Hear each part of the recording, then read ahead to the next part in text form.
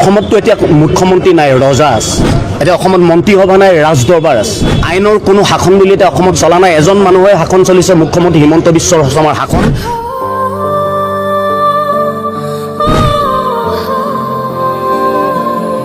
এতিয়া অসমত মুখ্যমন্ত্ৰী নাই, এতিয়া অসমত আছে ৰজা। ৰজা হিমন্ত বিশ্ব শৰ্মা ডাঙৰীয়াৰ আইন চলিছে অসমত। আৰু উচ্ছেদ অভিযানত বাধা দি হিমন্ত বিশ্ব শৰ্মা মামাৰ কথা নুশুনিলে গুলিয়াই হত্যা কৰিব। আৰু জনা যাই আছে এইমাত্ৰ হিমন্ত বিশ্ব শৰ্মা ডাঙৰীয়াৰ ফাঁচীৰ শাস্তি খুজি আছে উচ্ছেদিত পৰিয়ালবোৰ সকলোৱে। আচলতে কি গোপন ৰহস্য লুকাই আছে এই উচ্ছেদ অভিযানটোৰ পিছত? আৰু জনা যাই আছে যে উচ্ছেদিত পৰিয়ালবোৰ এতিয়ালৈকে দুজনেই মৰিলে। তো চলক আগত আমি চাই আহোঁ, তাৰপিছত বিস্তাৰিত আলোচনা কৰিম ভিডিঅ' শেষত। আৰু আপুনি এই চেনেলটোত নতুন হৈ থাকিলে এতিয়া চেনেলটোক ছাবস্ক্ৰাইব কৰি ৰাখক। অসমততো এতিয়া মুখ্যমন্ত্ৰী নাই, ৰজা আছে। এতিয়া অসমত মন্ত্ৰীসভা নাই, ৰাজদৰবাৰ আছে। আইনৰ কোনো শাসন বুলি এতিয়া অসমত চলা নাই। এজন মানুহে শাসন চলিছে, মুখ্যমন্ত্ৰী হিমন্ত বিশ্ব শৰ্মাৰ শাসন। তেওঁ যি কয় তেওঁ সেইটোৱে হ'ব লাগিব। তেওঁৰ মতে আইন চলি আছে। আৰু তেওঁৰ কথা যদি নহ'লে জেল যাব লাগিব, নহ'লে হত্যা কৰিব লাগিব। দেশৰ সম্পদ বিকিটো এফালৰ পৰা চেছ কৰিলে। তাৰপিছতো তেখেতে নিগাজিকে ক্ষমতাত থাকিবৰ কাৰণে কেৱল লোন লৈছে। আৰু লোন লৈ মাত্ৰ তেওঁ আঁচনি দি ভোট লোৱাৰ তেওঁ ব্যৱস্থা কৰিছে। এইকাৰণেই এতিয়া অসমৰ ভৱিষ্যতৰ স্বাৰ্থত হিমন্ত বিশ্ব শৰ্মাৰ চৰকাৰক চিৰদিনৰ কাৰণে অসমৰ পৰা বিদায় দিয়াৰ খুবেই বেছি প্ৰয়োজন হৈ পৰিছে। আৰু সেইকাৰণে আজি আমি ডিব্ৰুগড়ত এখন নাগৰিক অভিৱৰ্তন আয়োজন কৰিছিলোঁ। আৰু এই নাগৰিক অভিৱৰ্তনৰ মূল কথাই আছিল বিৰোধী দলবিলাক ইউনাইটেড হ'ব লাগে, এক হ'ব লাগে। আৰু আজি আমি অসমৰ যিমানবিলাক বিৰোধী দল আছিল, কংগ্ৰেছকে ধৰি ৰাইজৰ দল, জাতীয় পৰিষদ, CPI, CPM, CPIML যিমান বিৰোধী দল আছিল আমি সকলোকে মাতিছিলোঁ। আৰু সকলো বিৰোধী দলৰ ৰাজনৈতিক দলবিলাক আহিছে। গৌৰৱ গগৈ আহিল, লুৰিণজ্যোতি গগৈ আছে, ৰাজনৈতিক দলৰ বিভিন্ন নেতৃস্থানীয় ব্যক্তিসকল আছে। আৰু আজি আমাৰ এটাই আহ্বান আছিল, আমি ৰাইজ ওলাই আহিছোঁ। ৰাইজৰ পৰা আমি আহ্বান জনাইছিলোঁ যে বিৰোধী দলবিলাক এক হ'ব লাগে অসমৰ স্বাৰ্থত। আৰু আজি ভাল লাগিলে, বিৰোধী দলৰ নেতা গৌৰৱ গগৈ স্পষ্টভাৱে ঘোষণা কৰিছে যে বিৰোধী দলবিলাক ইউনাইটেড হ'ব। আৰু আমি ৰাইজৰ যি উৎসাহ দেখি তেখেতে খুব ভাল পাইছে।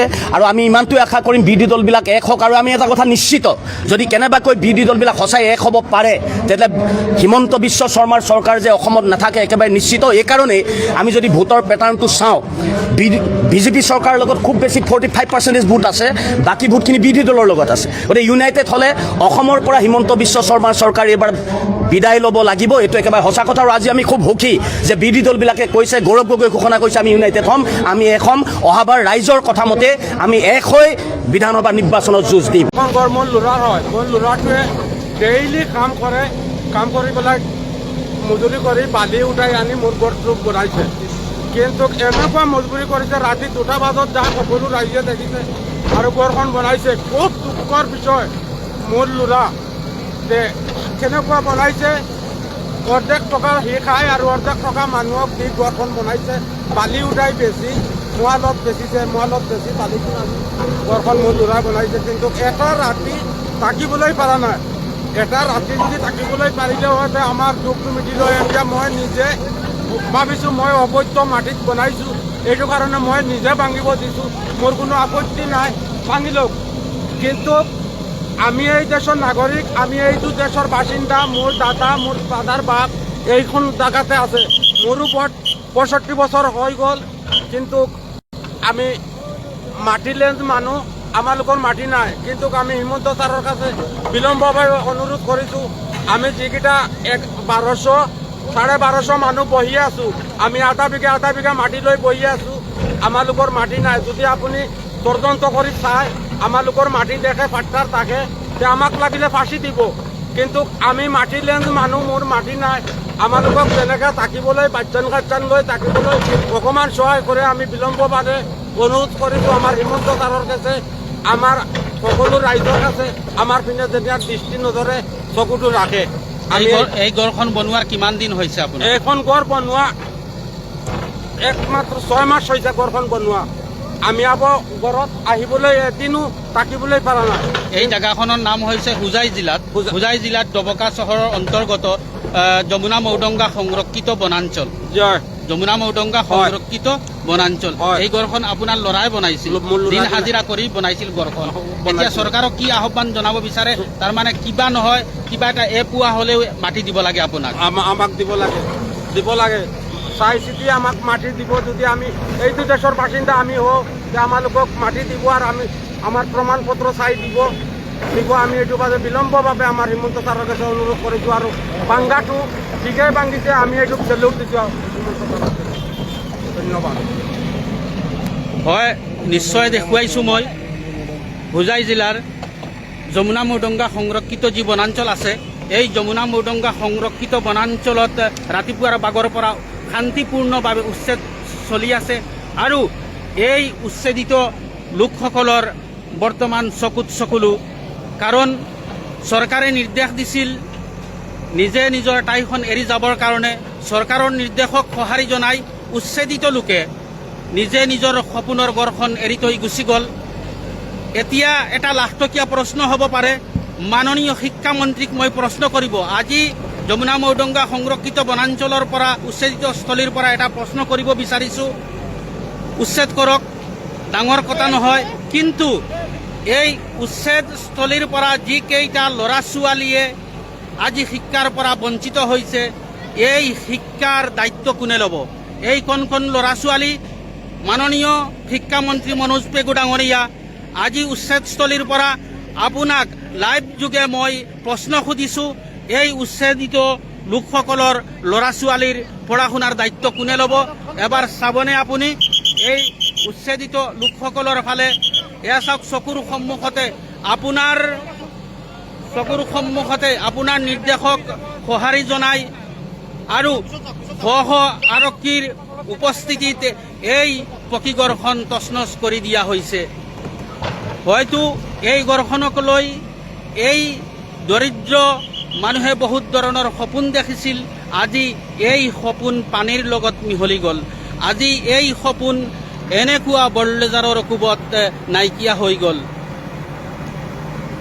মাননীয় শিক্ষামন্ত্ৰী ডাঙৰীয়া এই উচ্ছেদিত ঠাইৰ পৰা উচ্চ শিক্ষাই শিক্ষিত হৈ দেশ বিদেশত কৰ্মৰত অৱস্থাত আছে আজি যিকেইটা ল'ৰা ছোৱালী শিক্ষাৰ পৰা বঞ্চিত হ'ব ইয়াৰ দায়িত্ব কোনে ল'ব অসম চৰকাৰক বিনম্ৰ এটা অনুৰোধ জনাইছোঁ এই কণ কণ ল'ৰা ছোৱালী আজি যে শিক্ষাৰ পৰা বঞ্চিত হৈছে নিশ্চয় এবাৰ চকু দিব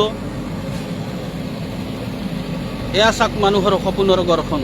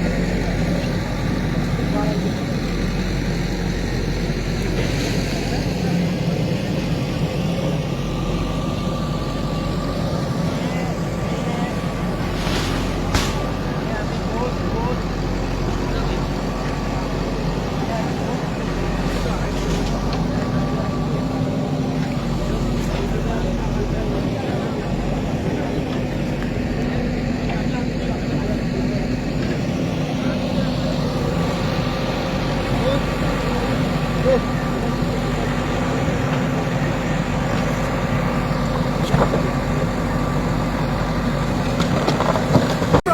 শীতৰ মাজতে দবকাৰ যমুনা মৌটঙ্গা সংৰক্ষিত বনাঞ্চলত ৰাতিপুৱাৰ পৰা চলি আছে উচ্ছেদ অভিযান।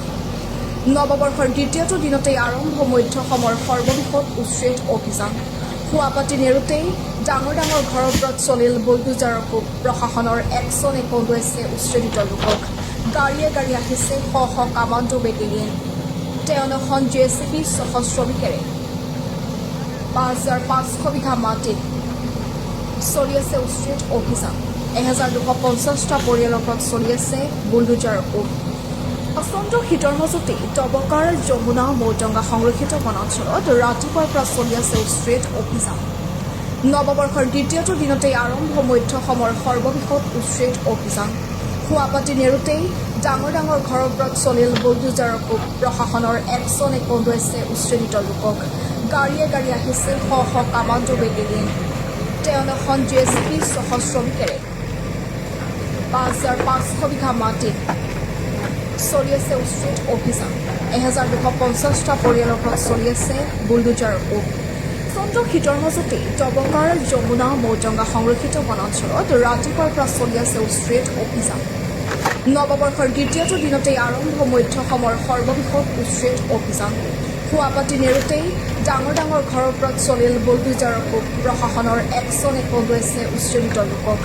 গাড়ীয়ে গাড়ী আহিছে শ শ কামাণ্ডো বেটেলিয়ন। 53খন JCB 600 শ্ৰমিকেৰে 5500 বিঘা মাটিত চলি আছে উচ্ছেদ অভিযান। 1250টা পৰিয়ালৰ ওপৰত চলি আছে বুলডোজাৰৰ কোব। প্ৰচণ্ড শীতৰ মাজতে দবকাৰ যমুনা মৌটঙ্গা সংৰক্ষিত বনাঞ্চলত ৰাতিপুৱাৰ পৰা চলি আছে উচ্ছেদ অভিযান। নৱবৰ্ষৰ দ্বিতীয়টো দিনতেই আৰম্ভ মধ্য অসমৰ সৰ্ববৃহৎ উচ্ছেদ অভিযান। শোৱাপাতি নেৰোঁতেই ডাঙৰ ডাঙৰ ঘৰৰ ওপৰত চলিল বুলডোজাৰৰ কোব। প্ৰশাসনৰ একশ্যনে কন্দুৱাইছে উচ্ছেদিত লোকক। গাড়ীয়ে গাড়ী আহিছে শ শ কামাণ্ডো বেটেলিয়ন। 53খন JCB 600 শ্ৰমিকেৰে 5500 বিঘা মাটিত চলি আছে উচ্ছেদ অভিযান। 1250টা পৰিয়ালৰ ওপৰত চলি আছে বুলডোজাৰৰ কোব। প্ৰচণ্ড শীতৰ মাজতে দবকাৰ যমুনা মৌটঙ্গা সংৰক্ষিত বনাঞ্চলত ৰাতিপুৱাৰ পৰা চলি আছে উচ্ছেদ অভিযান। নৱবৰ্ষৰ দ্বিতীয়টো দিনতেই আৰম্ভ মধ্য অসমৰ সৰ্ববৃহৎ উচ্ছেদ অভিযান। শোৱাপাতি নেৰোঁতেই ডাঙৰ ডাঙৰ ঘৰৰ ওপৰত চলিল বুলডোজাৰৰ কোব। প্ৰশাসনৰ একশ্যনে কন্দুৱাইছে উচ্ছেদিত লোকক। গাড়ীয়ে গাড়ী আহিছে শ শ কামাণ্ডো বেটেলিয়ন। 53খন JCB 600 শ্ৰমিকেৰে 5500 বিঘা মাটিত চলি আছে উচ্ছেদ অভিযান। 1250টা পৰিয়ালৰ ওপৰত চলি আছে বুলডোজাৰৰ কোব।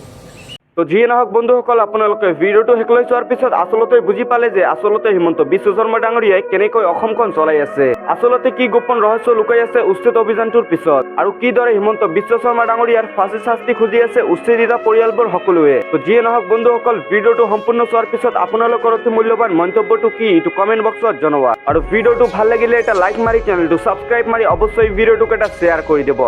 ধন্যবাদ।